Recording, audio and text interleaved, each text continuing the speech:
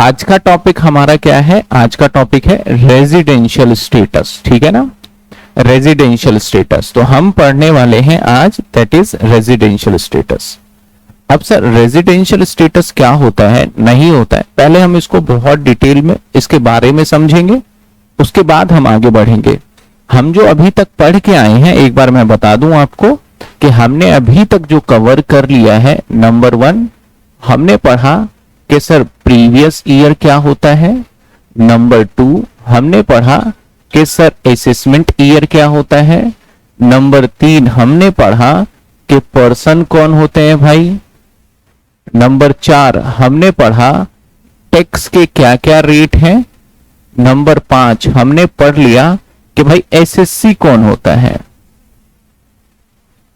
SSC कौन होते हैं, टैक्स रेट। तो अभी तक हमने यही कवर किया है और ये सारी की सारी बातें हमारे चैप्टर नंबर 1 के अंदर है।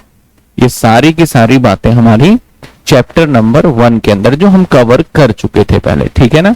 नाउ फर्दर आगे चलते हैं। अब हमें ये तो पता चल गया टैक्स निकालना कैसे है, कितने इनकम पे कितना टैक्स लेना है, ये तो जानकारी हमें पता चल गई। लेकिन सर टैक्स लेना किससे है, उस पर्सन को आइडेंटिफाई करना बहुत जरूरी है कि हम किस व्यक्ति से टैक्स लेंगे। टैक्स लेने की बात आएगी तो जैसे फॉर एग्जांपल मैं बोलूं कि क्या मिस्टर ए और एक मान लेते हैं मिस्टर बी, या फिर हम इसमें हमारा चैप्टर का नाम क्या है, रेजिडेंशियल स्टेटस। यानी इस चैप्टर के नाम से ही बहुत सिंपल सा क्लियर है कि रेजिडेंशियल का मतलब जो भारत का, रेजिडेंशियल का मतलब क्या होता है हिंदी में, रहना, रहना रेजिडेंशियली बोलते हैं ना कि रहने लायक जो रहते हैं। और स्टेटस मतलब उस व्यक्ति से, उस पर्सन से, अगर ये पर्सन भारत में, इंडिया में रहेगा, इंडिया में अगर रहेगा तो इसको टैक्स देना पड़ेगा। आपका सिटीजनशिप मैटर नहीं करता। इंडिया को टैक्स जब गवर्नमेंट को टैक्स कलेक्ट करना होता है किसी पर्सन से, तो उनका पहला कंडीशन यही होता है कि भैया आप भारत में रहोगे तभी हम आपसे टैक्स लेंगे। अगर आप भारत के बाहर रह रहे हो तो हमें कोई लेना देना नहीं है, भाई क्या मतलब है। लेकिन सर भारत में जब रहेंगे तो टैक्स देंगे। अब रहने से मतलब क्या है, रहने से मतलब क्या है, रहने से एक कोई ना कोई तो पैरामीटर होगा। तो इसने कुछ डेज डिफाइन किए हुए हैं चैप्टर के अंदर कि इतने दिन रहोगे तभी हम आपसे टैक्स लेंगे। ऐसे तो भाई अगर एक दिन भी रहा हो तो फिर भी टैक्स ले लेंगे तो दिक्कत हो जाएगी, क्योंकि आप देखते हो कि कितने सारे क्रिकेटर इंडिया में खेलने आते हैं, कितने सारे और भी बाहर से लोग आते हैं घूमने के लिए। तो क्या हम उनकी पूरी इनकम के ऊपर टैक्स ले लेंगे? जवाब है नहीं। हमें जो टैक्स लेना होगा एक पैरामीटर सेट करेंगे, ठीक है ना। जैसे फॉर एग्जांपल आप देख सकते हैं कि अब देखिए मैंने एक छोटा सा इमेज बनाया है। जैसे फॉर एग्जांपल आपको पता है कौन है ये पर्सन, ये है विजय माल्या। विजय माल्या अब भारत के अंदर, पहले भारत में ही रहा करते थे, अब भारत में नहीं रह रहा भाई ये पर्सन। ये पर्सन कहां रह रहा है, यूके में रह रहा है। अभी आपने कई बार मीडिया न्यूज में भी देखा होगा, सुना हो कहीं से सुनी बातें कि इंडिया में इसके करीब 12-13 हजार करोड़ रुपए इसके ऊपर लोन था और वो इंडिया से चला गया। अब इंडिया वापस नहीं आ रहा। अब इनको जानते होंगे आप, जो गूगल जिस पे आप क्लास ले रहे हो, उस गूगल के एंड्रॉयड का डेवलपमेंट इन्होंने ही किया था। इनका नाम है सुंदर पिचाई। और ये सुंदर पिचाई जो इस टाइम है वो गूगल के मेन पर्सन है, जिसको हम बोलते हैं सीईओ। अब अंदर मैनेजमेंट में कुछ कुछ बदलता रहता होगा, तो वो मेन पर्सन है सुंदर पिचाई। लेकिन ये रहते कहां है सर, ये यूनाइटेड स्टेट ऑफ अमेरिका में रहते हैं। देखो ये भी भारतीय है, सिटीजनशिप है, भारत में पैदा हुआ था। ये भी भारतीय है, भारत में पढ़ा भी था। ये ऐसे सिचुएशन में इनकी सैलरी बहुत ज्यादा है, क्या भारतीय गवर्नमेंट इनसे टैक्स ले ले? इनसे क्या टैक्स ले लेके भाई तू इंडियन है, तू इंडिया में पैदा हुआ था, तू इंडिया का मतलब रहता था, तू भारतीय नागरिक है, तो हम तुमसे टैक्स ले लें? तो सरकार ऐसे सिचुएशन में इनसे टैक्स को नहीं ले सकती, ऐसे सिचुएशन में इनसे टैक्स नहीं ले सकती सरकार, इससे भी टैक्स नहीं वसूल सकती। अब देखो, वोडाफोन का मालिक जो उनके ऑनर है, वोडाफोन सिम यूज करते हो, अगर इंडिया के अंदर वो बिजनेस कर रहा है, इंडिया के अंदर बिजनेस कर रहा है, इंडिया के अंदर रह रहा है, लेकिन ये इंडियन सिटीजन नहीं है भाई, ये तो फॉरेनर बंदा है, क्या हम इससे टैक्स ले लें? जवाब है हां। तो किसी व्यक्ति से टैक्स लेने के लिए, किसी व्यक्ति से कितना टैक्स कलेक्ट करना है, उसके लिए डिपेंड नहीं करता कि आपकी सिटीजनशिप क्या है, उसके लिए यह डिपेंड करता है कि आप इंडिया के अंदर आप कितने दिन रह रहे हो। अगर आप इंडिया में रह रहे हो, भले ही आप भारतीय हो, भले ही आप विदेशी हो, चाहे आप इंडियन हो, चाहे फॉरेन हो, चाहे आप कोई भी हो, अगर भारत में रहोगे तो क्योंकि आप यहां पे रहोगे तो आपको टैक्स देना पड़ेगा। लेकिन सर भारत में रहने की बात करें कितने दिन, तो आपका स्टेटस हर साल कैलकुलेट होगा। ऐसा नहीं कि एक बार आपने मान लेते हैं कि एक साल रह लिया और आपको बोल दिया भैया इस साल टैक्स दो, तो आपको अगले साल भी टैक्स देना होगा। हर साल नए तरीके से स्टेटस कैलकुलेट होता है, तो उसी को क्या बोलते हैं हम? Residential status. क्या आपको समझ में आया हम क्या समझने वाले हैं? हम समझ रहे हैं रेजिडेंशियल स्टेटस। अब रेजिडेंशियल स्टेटस में आपके मन में एक क्वेश्चन आ रहा होगा कि सर रहना तो समझ में आ गया, रहेगा भी समझ में आ गया, लेकिन दिन कितने रहेगा तो हम इससे टैक्स वसूल लेंगे। वही डेज तो यहां पे आपको कैलकुलेट करना सीखना होता है इस चैप्टर के अंदर, कितने दिन रहेंगे। तो भारत में गवर्नमेंट ने रूल्स बना रखे हैं। रूल्स क्या बना रखे हैं मेरे भाई? रूल्स जो बना रखे हैं वो रूल्स बना रखे हैं क्या, देखते हैं। सर इंडिया में जब आप रहते हो तो उसके कुछ रूल्स हैं, और रूल जो है वो हमारा सेक्शन, अब रूल लिख दूंगा तो कहीं आप रूल ना समझ लो, कुछ हमारे रेजिडेंशियल स्टेटस के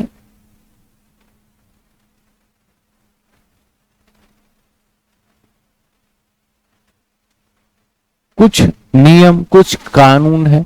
सबसे पहले तो भैया रेजिडेंशियल स्टेटस के क्या नियम और क्या कानून है वो देख लेते हैं। यहां पे हमें समझाया गया है, लॉ मेकर ने जब कानून बनाया तो उन्होंने लिखते हुए लिखा कि भाई किसी व्यक्ति को हम दो तरीके से उसके ऊपर रूल अप्लाई करेंगे, दो तरीके से, फिर हम डिसीजन लेंगे कि इससे भारत के अंदर टैक्स पेमेंट करना है कि नहीं करना। तो जो पहला रूल अप्लाई करेंगे दैट इज अप्लाई करेंगे basic condition. Basic condition, basic condition पहला रूल अप्लाई करेंगे किसी पे भी, बेसिक कंडीशन। दूसरा रूल अप्लाई करेंगे, बेसिक के बाद एक और कंडीशन होगा दैट इज एडिशनल कंडीशन।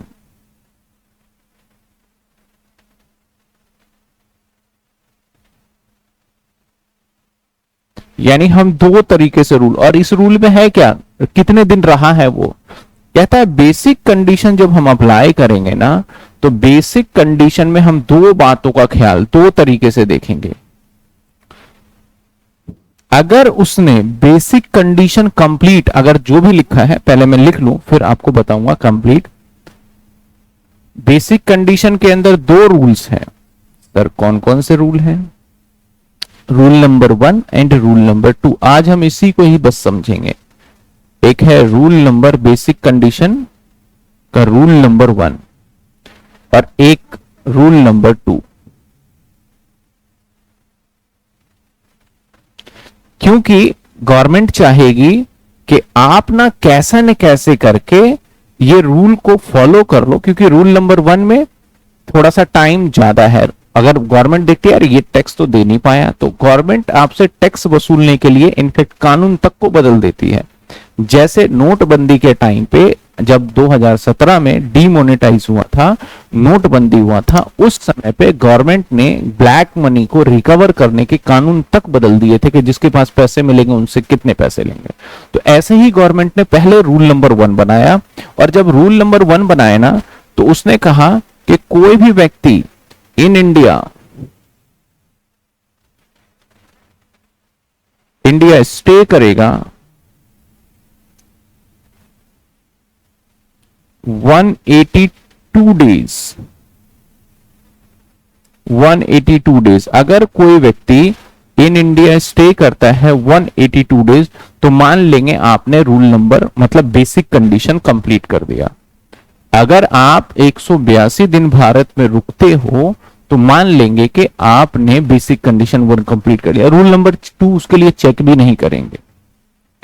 फिर जो व्यक्ति, मान लेते हैं एक व्यक्ति मिस्टर राम है, मिस्टर राम है, वो इंडिया के अंदर 180 डेज ही रहता है, तो भैया रूल नंबर 1 कंप्लीट नहीं हुआ, क्योंकि रूल नंबर 1 तो क्या कहता है, आपको 182 डेज रहना था, लेकिन वो तो 180 डेज ही रह पाया है। ऐसे सिचुएशन में फिर हम रूल नंबर 2 को अप्लाई करेंगे, बोलेंगे भाई तू इससे बच गया, तो अब दूसरा रूल भी लगाएंगे। तो दूसरा रूल नंबर 2 क्या निकला हमारा? रूल नंबर 2 बताया कि इन इंडिया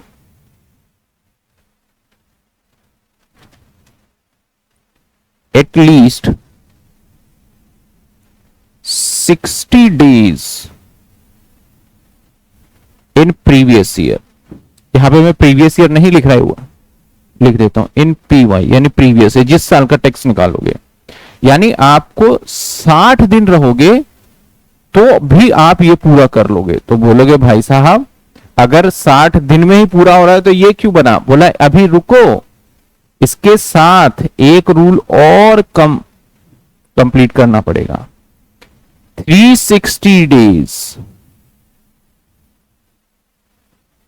इन लास्ट का मतलब प्रीसीडिंग होगा। मैं वर्ड टेक्निकल ज्यादा यूज नहीं करता हूं, लेकिन हाँ बोलता जरूर हूं, क्योंकि आपको रिवीजन के टाइम पे इन लास्ट 4 ईयर, इसको बोलते हैं प्रीसीडिंग 4 ईयर।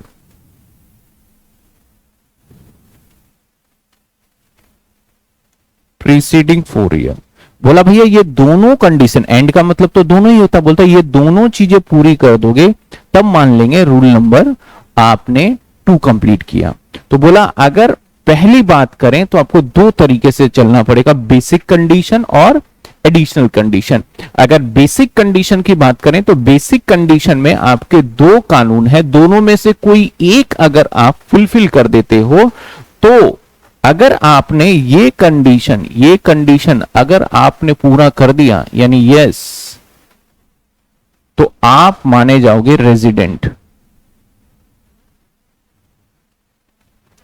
अगर आपने ये नहीं पूरा किया नो, तो आप माने जाओगे नॉन रेजिडेंट, जिसको मैं शॉर्ट फॉर्म में NR बोल दूंगा। समझे? यानी आपको रूल, अभी हम इस पे सवाल भी करेंगे, कैसे करेंगे, सब बातों पे चर्चा करेंगे, ठीक है ना? तो आप माने जाओगे नॉन रेजिडेंस। रूल नंबर जो एडिशनल वाला है वो तो हम आज कवर ही नहीं कर पाएंगे, वो एक नेक्स्ट क्लास में करेंगे। आज पहले हम इसको बड़े अच्छे से समझ लेंगे, फिर ये समझ लेंगे, फिर हमारा इजीली चीजों को ग्रैब कर पाएंगे। आगे कहता है, लेकिन कहा गया इसके साथ साथ कि भाई जो आपके 182 डेज है और जो 180 डेज है, इसको जब हम कंप्लीट करने की बात कर रहे हो तो कैसे 182 डेज कैसे काउंट करोगे? 180 या 60 और 360 डेज वाला कॉन्सेप्ट कैसे काउंट करोगे? तो बोला गया कि 180 डेज आपको काउंट करना है 1 ईयर में। कितने टाइम में करना है आपको? 1 ईयर में। 1 ईयर में। अब 1 ईयर का मतलब क्या होता है सर?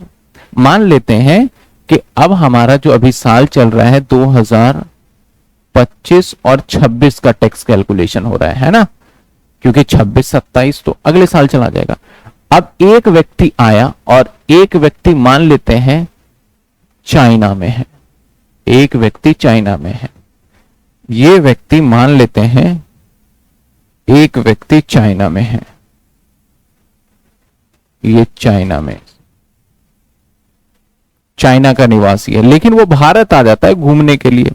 भारत आता है तो भारत में कुछ दिन जम्मू कश्मीर में रहता है, कुछ दिन राजस्थान में रहता है, कुछ दिन उत्तर प्रदेश में रहता है, कुछ दिन मध्य प्रदेश में रहता है, कुछ दिन महाराष्ट्र में रहता है, फिर वापस चाइना चला जाता है, फिर दोबारा आ जाता है, फिर कुछ दिन उड़ीसा में रह लेता है, फिर चाइना चला जाता है, फिर कुछ दिन आसाम में रह लेता है, फिर चाइना चला जाता है। तो जब ऐसा सिचुएशन होगा तो हम ये देखेंगे, मैटर ये नहीं करेगा कि वो कहां रह रहा है, मैटर ये भी नहीं करेगा कि एक साथ वो 182 डेज रह रहा है या फिर नहीं रह रहा है। बोला जाएगा एक साल में आप कितने दिन रहे हो ये देखा जाएगा। आप भारत के किसी कोने पे रह लो, वेदर आप भारत के जम्मू एंड कश्मीर में रह लो या फिर आप रह लो तमिलनाडु में, कन्याकुमारी जहां पे है, यहां से यहां तक, या रह लो आप गुजरात में, या फिर आप रह लो वेस्ट बंगाल में, यहां से लेके यहां तक कहीं भी रह लो, आप भारत में अगर रह रहे हो तो हम मान लेंगे कि आप भारत में ही थे। आप जिस दिन जाओगे भारत छोड़ के, जिस दिन भारत से बाहर जाओगे, जैसे कि मान लेते हैं आप उत्तर प्रदेश से चले गए चाइना, तो जिस दिन जाओगे, मान लेते हैं कि आप गए 25/8 को, तो मान लिया जाएगा उस दिन भी आप भारत में ही काउंट होगी आपकी गिनती। और जिस दिन आप आओगे उस दिन भी भारत में ही काउंट होगा आपका। तो यानी जिस दिन भारत के अंदर आप एंट्री लोगे, भले ही आप आधे दिन के लिए रह लो, आपको पूरा दिन मान लिया जाएगा। जिस दिन भारत को छोड़ के जाओगे, भले ही आप 1 घंटे रह के उसी दिन चले गए, वो पूरा दिन इंडिया के अंदर काउंट कर लिया जाएगा। जरूरी नहीं है कि एक ही प्लेस पे एक ही बार में रुकना, आप हर प्लेस पे रुक सकते हो और वो पूरा इंडिया में ही काउंट होगा। जरूरी नहीं है कि एक ही बार इकट्ठा रहना, आप आते जाते रहिए, हम हर आपके जर्नी के हिसाब से काउंट करके फिर आपको बता देंगे कि किस तरीके से रहेगा। ठीक है ना। एक तो ये कुछ छोटी छोटी बातें, इन सभी के मैं नोट्स दे दूं, लिख दूंगा। इसके बाद अब सवाल आता है, सर ये वाला जो एरिया आप देख रहे हैं, आप भारत भारत बोल रहे हैं, भारत में रहने का, तो जो ये एरिया है, ये एरिया तो समझ में आता है, जो ये पूरे नक्शे में दिख रहा है ये तो भारत है।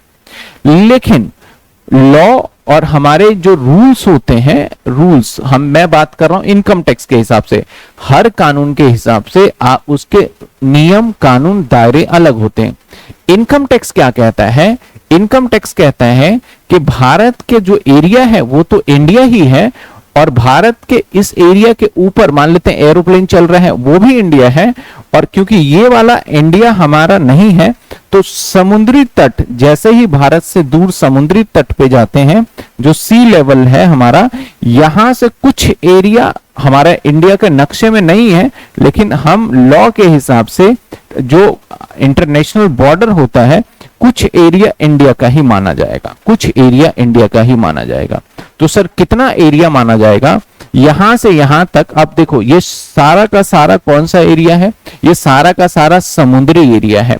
ऐसे एरिया को हम किलोमीटर से तो नहीं नाप सकते, किलोमीटर को उस एरिया को नापा जाता है जो बिल्कुल सपाट और समतल है, रोड नाप सकते हो आप उसको। अगर आप जहां पे वेव्स है, समुद्र में तो वेव्स है, तो उनको नापने के लिए हमारा नॉटिकल माइल काउंट होता है। क्या काउंट होता है हमारा?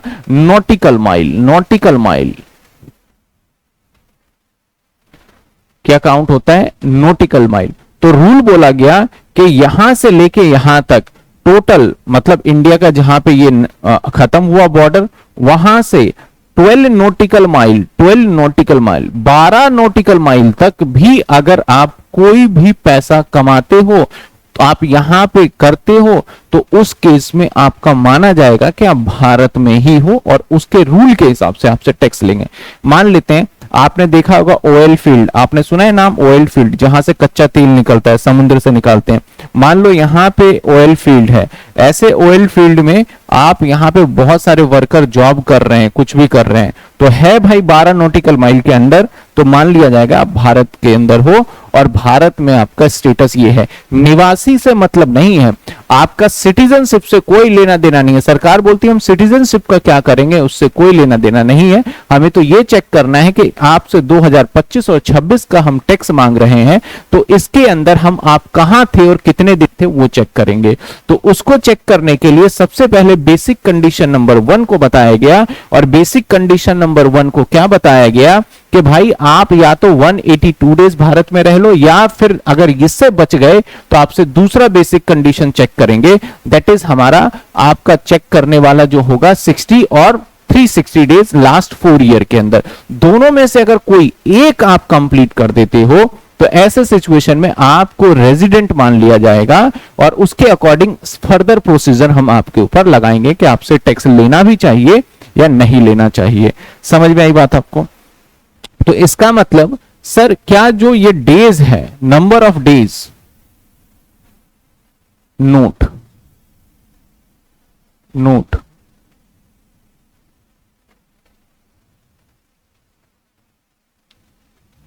person should be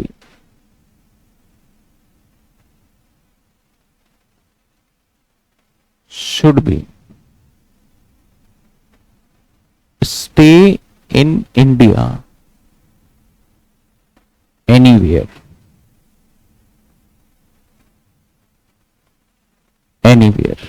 कहीं भी रुक सकता है। stay in India anywhere during previous year मतलब जिस साल का निकालते हो, ठीक है। Number 2,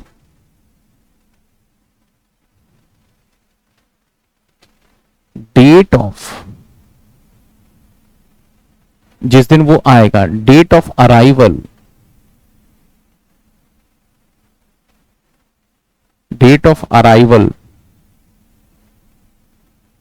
count in India, date of departure मतलब जिस दिन जाएगा, काउंट इन इंडिया, ठीक है ना। क्या एक साथ रहना, ये कुछ नोट में लिख रहा हूं, आगे चल के और भी मैं नोट कवर कर लूंगा, देखते जाइएगा। सेकंड तो बाद में करेंगे तो देखेंगे। अब इस पे जब तक हम एक सवाल नहीं देख लेते कि कैसे काउंटिंग चलेगी, तो हम देखेंगे। आपको ये रूल आपको ध्यान में रखना है। इंडिया में कैसे रहना है, नहीं रहना, ये भी मैंने बता दिया। 12 नॉटिकल माइल वाला भी बता दिया, ठीक है ना। आ जाइए। अब रेजिडेंशियल स्टेटस किस किस का निकालोगे सर? तो रेजिडेंशियल स्टेटस जो हम निकालेंगे, किसी इंडिविजुअल का निकाल लेंगे, या किसी एचयूएफ का भी निकालना सीखेंगे, और कंपनी का। 3 हमारे सिलेबस में है, क्योंकि हर पर्सन का अलग अलग तरीका होता है रेजिडेंशियल स्टेटस निकालने के। पर्सन कौन कौन होते हैं? इंडिविजुअल होता है, पार्टनरशिप फर्म होता है, लोकल अथॉरिटी होता है, आर्टिफिशियल जुडिशियल पर्सन होता है, एसोसिएशन ऑफ पर्सन होता है, बॉडी ऑफ इंडिविजुअल होता है, कंपनी होता है। तो इन सभी पर्सन का निकालने का अपना अलग अलग पैरामीटर्स है। तो हमारे सिलेबस में जो एग्जाम में क्वेश्चंस पूछा जाता है, मोस्ट फेमस क्वेश्चन पूछा जाता है इंडिविजुअल बेसिस पे। तो रेजिडेंशियल स्टेटस की बात करें तो ऐसे सिचुएशन में इंडिविजुअल का ही निकालेंगे अभी हम। फिलहाल एचयूएफ और कंपनी का हम सबसे लास्ट में लेके चलेंगे। तो आइए इंडिविजुअल के बेसिस पे हम एक सवाल देखते हैं। क्वेश्चन नंबर 1 क्या कहता है और इसकी कैलकुलेशन कैसे करेंगे, ध्यान से देखिएगा। बस डेज कैलकुलेट करना है हमें अच्छे से, और आपको समझ में आ जाएगा बड़े प्यार से। कहता है आ सिटीजन ऑफ यूएसए। भैया ये यूएसए का है, मतलब भारतीय है ही नहीं। सिटीजनशिप मतलब हो सकता है कोई अंग्रेज है जो भारत में आ गया भाई। Has been stay in India since 1993। भाई ये इंडिया में ही रह रहा है 1993 में, मतलब भारत में ही रह रहा है बड़े दिनों से। ही लीव्स इंडिया 16/7/2025 को ये इंडिया छोड़कर चला गया। 16/7/2025 को इंडिया छोड़कर चला गया। और हमें टू विजिट यूएसए, अब भाई मन करा उसका कि भारत से जाएं और अमेरिका घूम के आए, एंड रिटर्न टू, फिर वापस आ गया। मन ही नहीं लगा इस बेचारे का यूएसए में, इंडिया में वापस आ गया, इस तारीख पे आ गया। Determine his residential status for previous year 2025-26। इसका मतलब कहना है इसका कि 2025-26 2025-26, ये लो मैं डेटा तैयार करता हूं। 2025-26 ये लीजिए जी, 1/4/2025 और 31। कि जो आप ये वीडियो देख रहे हैं, इस वीडियो को बनाने में हमारी बहुत मेहनत है। क्लास को रिकॉर्ड करने से लेके एडिटिंग तक, नोट्स को बनाने तक काफ़ी मेहनत है। तो प्लीज़ आप इस चैनल को सब्सक्राइब जरूर करिए और अपने दोस्तों को भी शेयर करिए कि इस चैनल पे आपको बीकॉम की सारे कंटेंट्स अवेलेबल होते हैं। 3/2026, 31/3/2026 ये पूरा साल है जिसके लिए हमें कैलकुलेट करना होगा, है ना, जिसके लिए हमें कैलकुलेट करना होगा। अब इसके लिए जब हमें कैलकुलेट करना होगा तो हमें क्या चेक करना होगा? 2 रूल। पहला रूल पहले लगाएंगे, क्या वो इंडिया में 182 डेज रहा? अब इस साल में रहा कि नहीं रहा, इससे पहले वो जिंदगी भर इंडिया में था, उससे लेना ही देना नहीं है मेरे भाई, क्योंकि हमें इस साल का टैक्स उससे वसूलना है। तो हम चेक करेंगे इस साल में रहा कि नहीं रहा, यहां से ड्यूरेशन में। तो पहला क्या आएगा हमारा? अप्रैल आएगा। फिर क्या आएगा हमारा? मई आ जाएगा, है ना। फिर क्या आएगा? जून आ जाएगा। फिर क्या आएगा? जुलाई आ जाएगा। फिर क्या आएगा? अगस्त आ जाएगा। फिर क्या आएगा? सितंबर आ जाएगा। फिर क्या आएगा? अक्टूबर आ जाएगा। फिर क्या आएगा? नवंबर आ जाएगा। फिर क्या आएगा? दिसंबर आ जाएगा। फिर क्या आएगा? जैन आ जाएगा। फिर क्या आएगा? फेब आ जाएगा। और फिर लास्ट में मार्च आ गया। ठीक है, तो वो इंडिया छोड़कर चला गया। कब गया छोड़ करके? 16/7। 16/7 यानी जुलाई। जुलाई में 16/7/2025 में इंडिया को छोड़ करके गया। यानी जो ये ड्यूरेशन है, ठीक है, पहले ये हम पूरा डेटा लिख लेते हैं। गया, इसके बाद वापस इंडिया में 4/1/2026 में आया। यानी इंडिया वापस 4/1/2026 में ये वापस इंडिया में आ गया। यानी जो आपको यहां से लेके ये जो आपको टेन्योर दिख रहा है, यहां से यहां, नॉट इन इंडिया। क्या यहां से यहां तक ये भारत में था? क्योंकि इस दिन भारत को वो छोड़ता है, वापस आता है, तो नॉट इन इंडिया। और जो बाकी एरिया नजर आ रहा है, इसमें ये भारत में था, इसमें ये भारत में था। तो अप्रैल में कितने दिन भारत में था? 30 दिन इंडिया में ही था। मई में कितने दिन था? सर 31 दिन होते हैं। जून में कितने दिन था? सर 30 दिन होते हैं। 16 जुलाई को गया, तो जिस दिन गया वो भी काउंट करेंगे, तो जुलाई में 16 दिन। अगस्त में नहीं था, 0 दिन, 0 डेज, 0 डेज, 0 डेज, 0 डेज। जनवरी में 4 तारीख को आ गया, तो 4 से लेके 31 कितने दिन होते हैं? 4 तारीख से काउंट करो 31, 31 माइनस में 4, 27। तो 4 भी इंडिया में माना जाएगा। 3 माइनस कर देंगे, 3 माइनस कर देंगे। 31 दिन में बस 3 दिन ही भारत में नहीं रहा, तो 28 दिन। तो इस जनवरी में मान लिया जाएगा ये 28 दिन रहा, क्योंकि 4 तारीख को माना, 31 का महीना होता है, तो सिर्फ 3 दिन ही ऐसा था ना जो भारत में नहीं था। 4 को जिस दिन आएगा वो भी भारत में ही काउंट होगा, है ना। फेब में अब चैलेंज ये है कि भैया फेब में 28 दिन भी होते हैं और 29 दिन भी होते हैं। तो आपको चेक करना होगा कि ये लीप ईयर है या फिर नहीं है। कैसे चेक करोगे? 2026 अगर ये वाला जो ईयर है, अगर ये 4 से डिवाइड हो जाता है, बचपन में ही सिखाया, अगर ये 4 से डिवाइड हो जाता है तो उसके अंदर 29 डेज होंगे। कितने डेज होंगे? 29। अगर ये 4 से डिवाइड नहीं होता तो 29 डेज नहीं होंगे। डिवाइड का मतलब क्या है? पूरे पूरे डिवाइड। जैसे मैंने लिखा 2026, इसको 4 से डिवाइड किया तो आ गया 506.5, पॉइंट में डिजिट आ गया। तो भैया इसके अंदर 28 दिन ही होंगे। डिवाइड नहीं हुआ तो इसके अंदर कितने दिन होंगे? 28 दिन। मार्च में भी इंडिया में था 31 दिन। तो अब हमें एक डेटा मिल गया जहां पे कितने दिन भारत में रहा है। सभी को जोड़ लेंगे और फिर हम काउंट कर लेंगे। 30 दिन, 31 दिन, 30 दिन, 16 दिन और 28 दिन, 28 दिन, 31 दिन। तो टोटल जो इसका बना हमारा प्रीवियस ईयर 2025 एंड 26 में बताओ कितने दिन बना। तो मेरे हिसाब से जब इन सभी को मैंने प्लस किया, इसको प्लस किया, जब मैंने सभी को प्लस किया, जब सभी को मैंने प्लस किया अपने हिसाब से, तो मुझे जो रिजल्ट मिला, आप बताओ क्या रिजल्ट मिला। मैं तो बता ही रहा हूं, 194 डेज का रिजल्ट मिला। तो मतलब जो भी मिस्टर ए था, ए जो यूएसए का जो सिटीजन था, 194 डेज, यानी जो बेसिक कंडीशन था, बेसिक कंडीशन नंबर 1, उसको इसने सेटिस्फाई कर दिया, सेटिस्फाइड कर दिया। तो ये क्या इसका स्टेटस हो गया, ये रेजिडेंट हो गया, रेजिडेंट। अब इस सिचुएशन में इसको भारत में टैक्स देना पड़ सकता है, लेकिन जब तक पूरे रूल्स नहीं समझेंगे तो मैं कैसे बताऊं कि देना पड़ेगा। अभी तो हम आधे वाला सीख रहे हैं, एडिशनल नहीं सीख रहे। तो ये होगा हमारा 1/4/2025 होगा। 1/4/2025 मैंने क्या लिख दिया, अच्छा ये डेट 25 होगा, बिल्कुल सही। मैंने लास्ट में तो ठीक लिखा, यहां पे लिख दिया। चलिए, क्या बात समझ में आई आपको, क्या बात समझ में आई कैसे कैलकुलेशन किया मैंने। तो ऐसे आपको एग्जाम के अंदर भी सारे के सारे मंथ लिख के और काउंटिंग करना होगा और फिर इसका स्टेटस बताना होगा। इस टाइप के सवाल एग्जाम में 100% पूछे जाते हैं। कितने नंबर में, 9 मार्क्स में पूछे जाते हैं कि आप बताइए इसका रेजिडेंशियल स्टेटस क्या है। चलिए आगे बढ़े, हम आगे देखते हैं। एक और आपके लिए सवाल है, क्वेश्चन नंबर 2। क्वेश्चन नंबर 2 क्या कहता है, एक एक्स है, come to India from America, first time, पहली बार आया जीवन में, 10/10 को आ गया, और he return to home country, home तो उसका अमेरिका ही होगा, फिर वापस भाग गया भाई इंडिया से। कब, 25/7/2026 में वापस चला गया।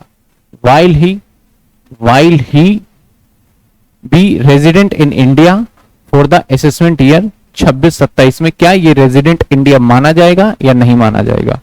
चलो सर इसका देख लेते हैं। तो इसके लिए सबसे पहले हमें डेज लिख लेना पड़ेगा, यानी हमें जो निकालना है 1/4/2025 से लेके 31/3/2026 तक की कहानी करनी है, 2026 तक की कहानी करनी है। आइए, तो मैं पहले मंथ लिख लूं, अप्रैल, मई, जून, जुलाई, अगस्त,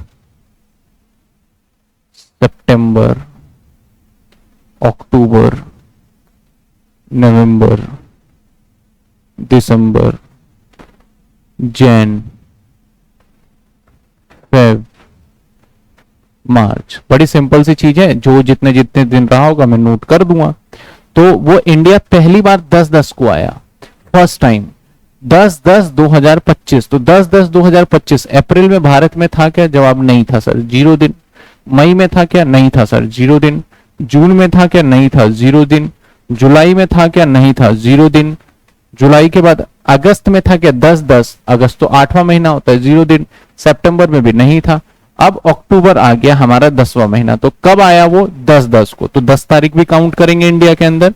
तो टोटल कितने दिन होते हैं, 29। टोटल कितने, सॉरी 31, 31 माइनस में 10, तो टोटल वो 21 दिन, 21 दिन भारत में रहा। कितने दिन रहा भारत में टोटल, वो 21 दिन भारत में रहा। इस वाले साल में टोटल 21 दिन भारत में रहा, ठीक है ना, टोटल 21 दिन भारत में रहा। यहां तक बात समझ में आई। टोटल कितने दिन रहा भारत में, 21 डेज रहा।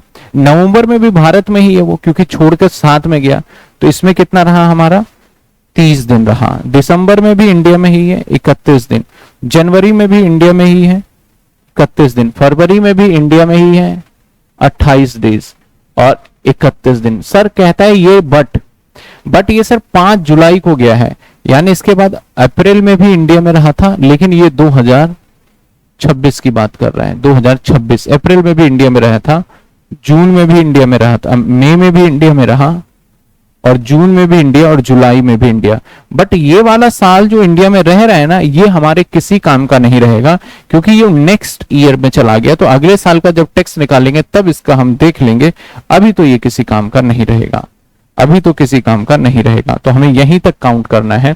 तो टोटल डेज अगर हम काउंट करके देखें कितना होता है, तो टोटल डेज होता है 21, 30, 31, 31, 28, 31, टोटल हो गया 172 डेज।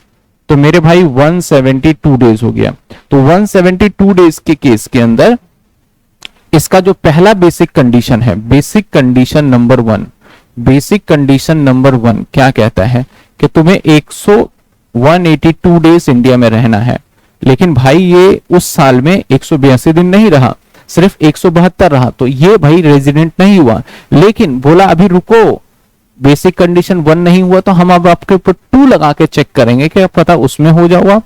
तो हम बेसिक कंडीशन नंबर 2 लगा के चेक करेंगे। तो क्या कहता है, आपका 60 डेज इंडिया में होना चाहिए, 60 डेज। अरे 60 डेज तो हो गया 170, लेकिन रुको, प्लस 360 डेज भी चेक करना होगा आपको। कब? लास्ट 4 ईयर में, लास्ट 4 ईयर में, पिछले 4 सालों में। तो भाई 60 डेज करंट ईयर वाला, तो ये वाला तो फुलफिल कर दिया, लेकिन इससे पहले 4 साल जाए, तो इससे पहले 4 साल में कहता है कि ये इंडिया से पहली बार जिंदगी में भारत आया, पहली बार आया है। तो अगर इस साल से जब भी मैं पहले जाऊंगा तो ऑलवेज इसका रहेगा 0 डेज, 0 डेज, 0 डेज। तो इसका मतलब ये नहीं पूरा कर पाया, ये नहीं पूरा कर पाया, यानी बेसिक कंडीशन 1 भी पूरा नहीं कर पाया, बेसिक कंडीशन 2 भी पूरा नहीं कर पाया। तो इसका जो रेजिडेंशियल स्टेटस होगा वो नॉन रेजिडेंट माना जाएगा। अब सर इसके आंसर्स को कैसे लिखना है मैं बताऊंगा, पहले आप सॉल्व करना सीख लो, फिर मैं इसके आंसर को भी लिखना बताऊंगा, ठीक है ना, कि कैसे लिखेंगे। बताइए सर, बताइए, यहां तक कोई डाउट, कोई परेशानी, कोई समस्या है तो बता दीजिए सर, बता दीजिए आप, यहां तक कोई डाउट, कोई समस्या, कोई परेशानी है तो।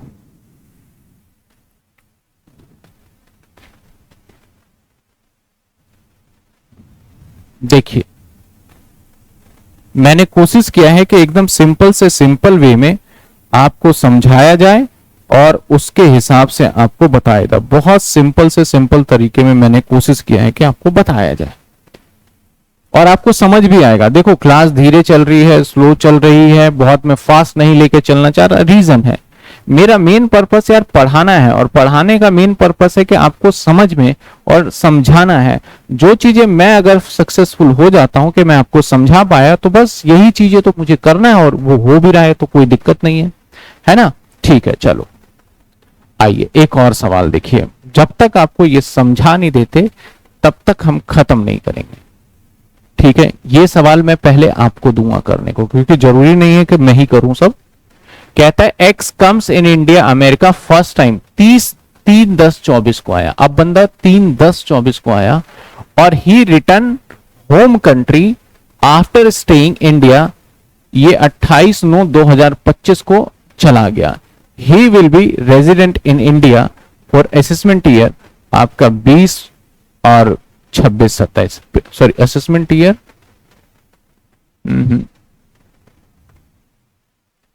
यहां गलत हो गया, असेसमेंट ईयर ये 26-27, ये वाला डेट मत ध्यान देना, ये थोड़ा सा गलत हो गया, ठीक है। सिर्फ असेसमेंट ईयर 26-27 के लिए बताना है।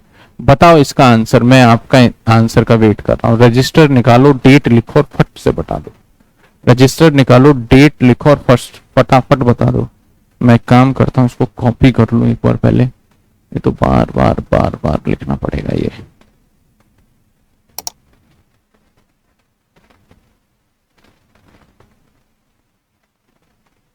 अरे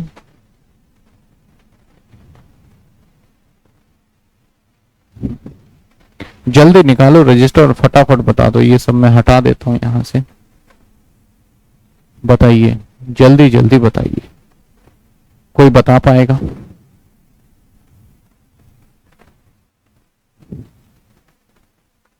अगर आप देख रहे हैं तो बताइए जल्दी से। और देख तो वैसे बात रहे हैं, रजिस्टर पे कैलकुलेट करिएगा, मन मन में कैलकुलेट करके मत करिएगा। रजिस्टर पे प्रॉपर लिखिए और कैलकुलेट करिए। मैं आपको देता हूं सिर्फ और सिर्फ 2 मिनट। 2 मिनट में तो हो जाना चाहिए।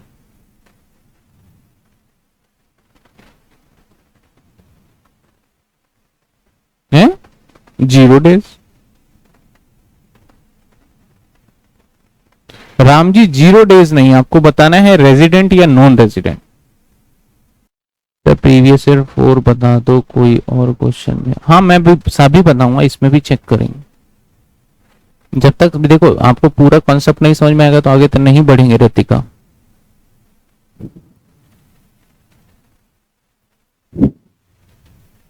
चलिए देखते हैं इसका आंसर। भाई वो इंडिया फर्स्ट टाइम आया है, तो इससे पहले इंडिया में था नहीं। 3/10 को आया है। 10 का मतलब अप्रैल में नहीं रहा, मई में नहीं रहा, जून में नहीं रहा, जुलाई में नहीं रहा, अगस्त में नहीं रहा, सितंबर में नहीं रहा। 3 तारीख को इंडिया में आया है, तो 3 तारीख काउंट हो जाएगा। तो मींस वो 31 माइनस 3, 28 दिन इंडिया में रहा है, 28 डेज। नवंबर में पूरे 30 दिन, दिसंबर में रहा 31 दिन, जनवरी में रहा 31 दिन। अब ये गया कब वापस भाई? After staying India up to 28/9/2000, ये 26 होगा। ओहो देखो कितनी गड़बड़ी, देखा बच्चों ने, मैंने भी ध्यान नहीं दिया। वो डेट देखो 2024 में आया। अब समझाते हैं पहले, तभी समझ में आएगा। ये लो टक टका टक।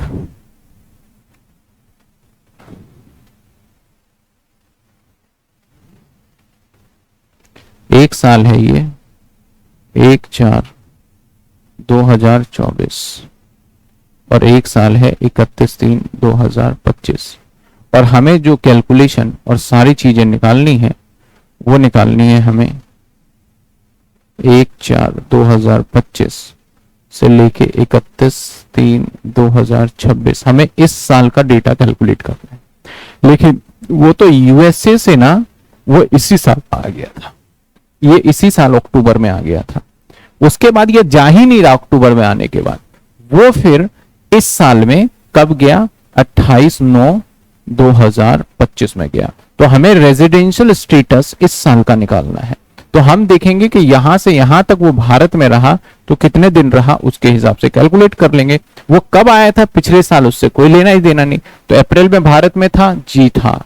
क्या मई में था? जी है 31। क्या जून में है? जी है।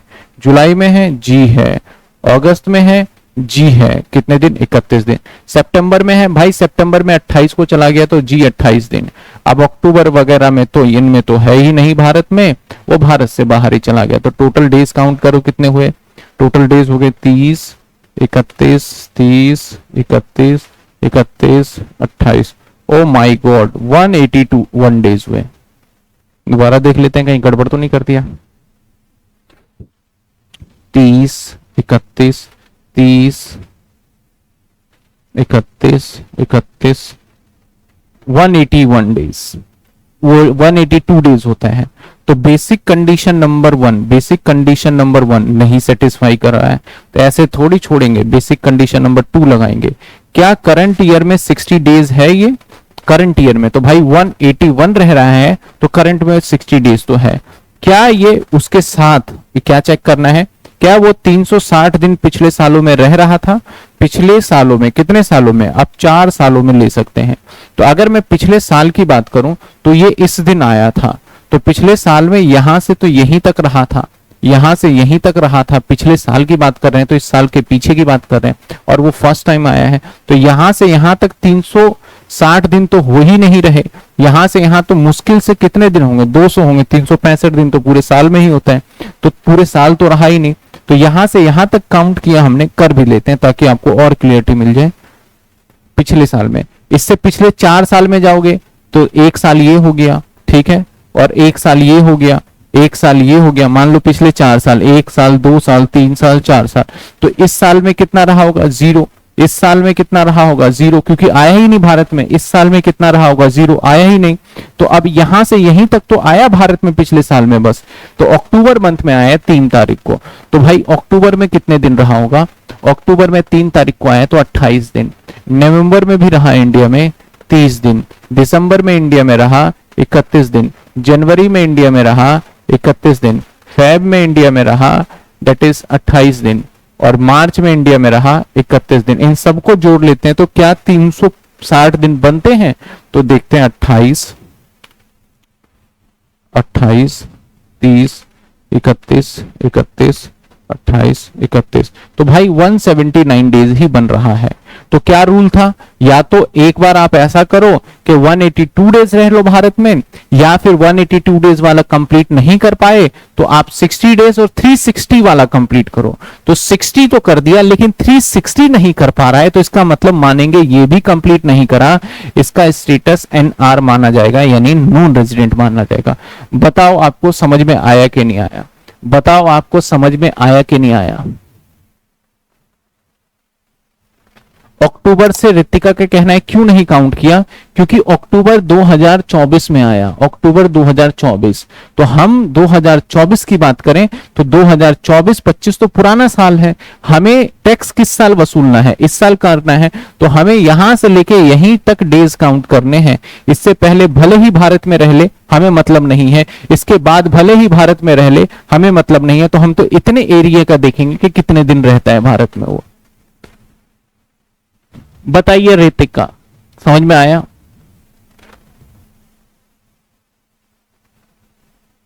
बताइए, क्या जो मैंने पिछले करे हैं वो समझ में आया? नहीं, ये तो काट दिया मैंने, 26-27 के लिए ही निकाल रहे हैं, हमारे एग्जाम में 26-27 एप्लीकेबल है। असेसमेंट ईयर और प्रीवियस ईयर क्या होता है?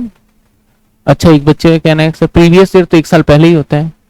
सर लास्ट 4 ईयर में चेक करना है, हाँ लास्ट 4 ईयर में, पिछले में, तो पिछले 4 साल में ये साल कैलकुलेटिव है, इसके पिछले साल 1 2 3 4, तो हमने सभी में देख लिया, वहां 0 था तो लिया ही नहीं, बस इसमें देखना है। आ गया समझ में? चलो आगे बढ़ते हैं। एक ये सवाल और देखो,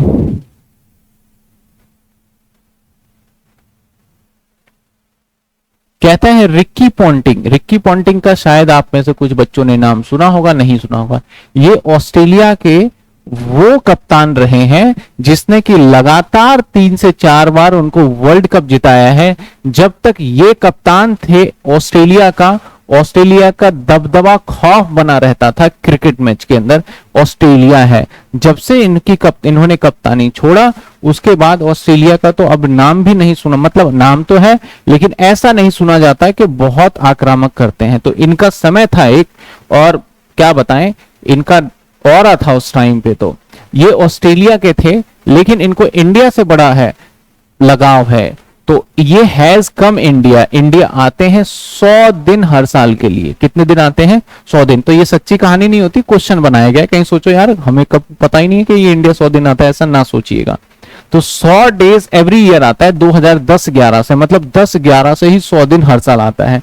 डिटरमाइन हिज रेजिडेंशियल स्टेटस करिए for the assessment year 26-27। Okay sir, यानी 10-11 से, तो मैं लिख लू 10-11 से 25-26 तक। समझाने के लिए मुझे डेटा बड़ा करना पड़ रहा है, लेकिन जब समझ जाओगे तो आप भी कैलकुलेट कर पाओगे। तो 10-11,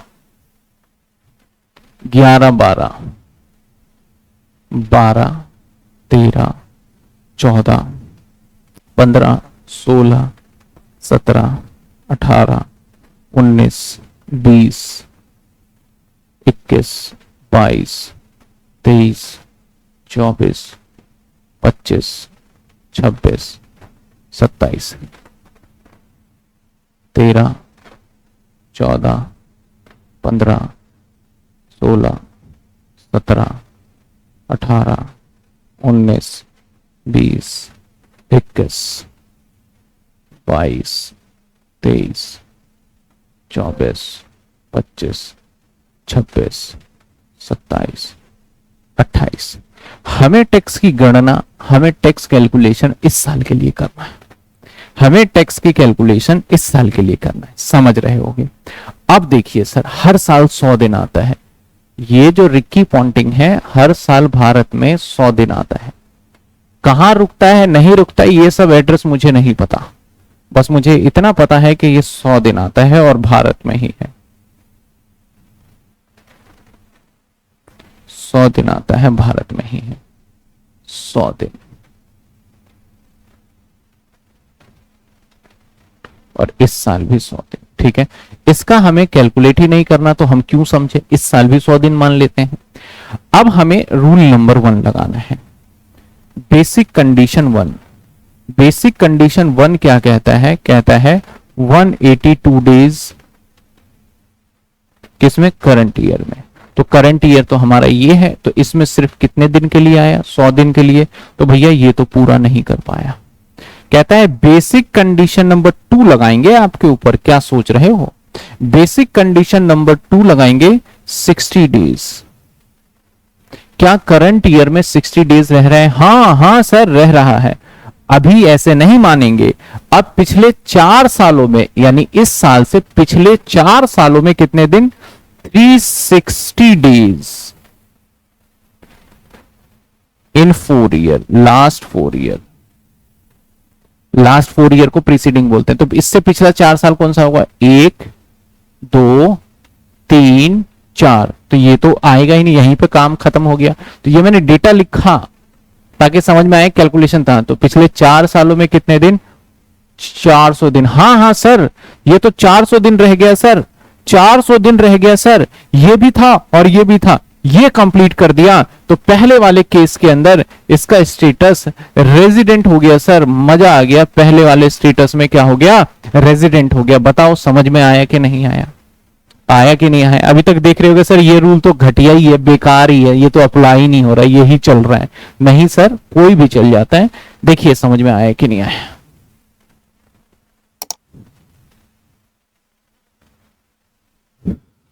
देखो मैंने कहा जब तक चीजें आपको अच्छे से समझ में नहीं आ जाती तो चैप्टर, क्योंकि न्यू सब्जेक्ट है, न्यू टॉपिक है, टफ लगेगा आपको, और फिर दौड़ भाग वाली बात नहीं है। अब नए टेक्स्ट जो आए हैं 2025 के अंदर, उसके अंदर भी ये सेम रूल ही है, वहां पे कोई ज्यादा उसमें बदलाव नहीं है। तो इस बात को ध्यान रखिएगा।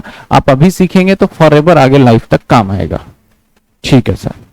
अब बोला इसने कि अगर will your answer different if he has been coming 110 दिन इंस्टेड ऑफ 100 दिन। तो बोलता है क्या आपके आंसर में बदलाव होगा? जो आप 100 दिन ले रहे हो 110 दिन रुके। यानी इस साल भी कितने दिन रुके वो? इस साल भी 110 दिन रुके, इस साल भी 110 दिन रुके, इस साल भी 110 दिन, इस साल भी 110 दिन, इस साल भी 110 दिन। तो my answer is that, my answer के सर कोई बदलाव नहीं होगा फिलहाल के लिए। जो हम सीख रहे हैं उसके अंदर कि कोई बदलाव नहीं होगा, क्योंकि यहां वाला भी पूरा करेगा ये, और ये भी 360 की जगह पे 400 की जगह पे ये 440 दिन रह लेगा। तो अगेन इसमें भी इसका स्टेटस रेजिडेंट माना जाएगा। बताइए समझ में आए कि नहीं आए? दूसरे वाले पॉइंट में भी क्या माना जाएगा? ये रेजिडेंट माना जाएगा। दूसरे वाले केस में भी ये रेजिडेंट माना जाएगा। अभी हमने बिल्कुल पूरी बातें नहीं बताई हैं आपको, ना ही पूरी चीजें मैंने कराई है, इस बात को आप समझिएगा। क्यों नहीं कराया सर पूरी बातें और पूरी चीजें क्यों नहीं कराया? क्योंकि मैं स्लो थोड़ा लेके चल रहा हूं इसको। अब कल भी मैं क्लास लूंगा, ऐसा नहीं है कि अभी जो मैंने बीच में मतलब कि नहीं ले पाए तो उसको कंपनसेट करने के लिए कल सुबह टाइमिंग जो है वो फिक्स कर देते हैं। मॉर्निंग का बेटर टाइम है, आप भी जल्दी से जल्दी उठ जाएंगे और आपका सारा टाइम यूटिलाइज हो जाएगा। अभी 1 महीने की छुट्टी है कॉलेज की, तो सुबह सुबह क्लास ले लेते हैं अभी। तो ये चीजें समझ में आए? किसी को कोई डाउट, समस्या, परेशानी है तो बताइए। किसी को कोई डाउट है तो बताइए। तो हमने आज क्या देखा? हमने आज देखा क्या? बहुत सिंपल सी चीज देखा हमने आज, और बहुत सिंपल सा हम क्या पढ़ रहे हैं सर? हम पढ़ रहे हैं रेजिडेंशियल स्टेटस। रेजिडेंशियल स्टेटस में किसी व्यक्ति के कब पता चलेगा कि वो भारत में टैक्स देगा या नहीं देगा, ये उसके सिटीजनशिप पे डिपेंड नहीं करेगा, वो कितने दिन भारत में रह रहा है उस पर डिपेंड करेगा। तो इसको चेक करने के लिए सरकार के रूल्स हैं कि आपको बेसिक कंडीशन और एडिशनल कंडीशन के नाम से रूल बनाया हुआ है। पहले हम बेसिक कंडीशन को समझे। बेसिक कंडीशन में गवर्नमेंट ने क्या बोला कि अगर आप भारत में, आप अंग्रेज हो फर्क नहीं पड़ता, चाहे आप क्या नाम है अभी जो अमेरिका का राष्ट्रपति है जो बहुत चर्चित है, नाम भी भूल गया मैं, डोनाल्ड ट्रंप। तू भाई डोनाल्ड ट्रंप होगा अमेरिका में, अगर तू भारत में 182 दिन रह लेगा तेरे से टैक्स वसूल लेंगे तेरी जितनी कमाई है उसके ऊपर। या अगर तू इससे बच गया तू 60 दिन रह ले इंडिया में, और पिछले 4 सालों में देखेंगे तू कितनी बार भारत आया है, और पिछले 4 सालों में अगर तूने 360 दिन पूरे कर दिए तब भी तेरे से हम टैक्स को वसूल लेंगे, तेरा स्टेटस रेजिडेंट माना जाएगा। यानी अगर बेसिक कंडीशन दोनों में से कोई एक कंप्लीट कर देते हो तो आपका रेजिडेंट हो जाएगा, और अगर नहीं करते हो तो आप नॉन रेजिडेंट हो जाएगा। इसके अंदर भी ना कुछ एक्सेप्शन केसेस है, उस एक्सेप्शन केसेस को अगली क्लास के अंदर हम चर्चा करेंगे विद प्रैक्टिकल एग्जाम्पल के साथ, क्योंकि अभी मैं बता दूंगा तो फिर कंफ्यूजन ना हो जाए। अगली क्लास में विद प्रैक्टिकल एग्जाम्पल के साथ करेंगे। जैसे ये समझ लोगे तो एडिशनल कंडीशन समझाने में एक आध दिन लगेगा, फिर तो जैसे समझ में आए फर्राटेदार सिर्फ क्वेश्चन सॉल्व करना है, ठीक है ना। तो होपफुली आपको समझ में आ गया होगा। आज की क्लास को हम यहीं एंड करते हैं, मिलते हैं कल, और कल क्लास की टाइमिंग सेम रखेंगे और सेम सुबह क्लास में मिलते हैं। आप इन पूरे को रजिस्टर में अच्छे से नोट कर लीजिएगा, कल मिलेंगे। Thank you so much, good night कह रहा हूं, have a good day, take care, bye bye. मिलेंगे हम अगली क्लास में। जो बच्चे अभी तक नहीं ज्वाइन कर पाए भैया कर लो, क्योंकि अभी स्टार्ट ही हुआ है जस्ट, बाद में आपको बड़ी प्रॉब्लम होगी। और इनकम टैक्स लेंदी सब्जेक्ट्स है, आपको मानना है तो मानिए, नहीं मानना है तो आप एग्जाम में भुगतेंगे, क्योंकि ये साल फिर दोबारा वापस नहीं आएगा ईआर वाला बैग, ठीक है। मैनेजमेंट अकाउंट हाँ लाइव होगी, आज शाम को है लाइव, जो 6 बजे का टाइमिंग शेड्यूल रखा है ना, उसी के अकॉर्डिंग आज लाइव है। मैंने 1-2 दिन छुट्टी ली, कोई बात नहीं, उसको कंपनसेट कर लेंगे। मैनेजमेंट का कब होना था, हाँ इसका तो है अभी हमारे पास टाइम, पीवीआर वगैरह, इसको तो मैं करवा दूंगा टाइम पे, ठीक है। चलिए टेक केयर, बाय बाय, मिलते हैं अगली क्लास में।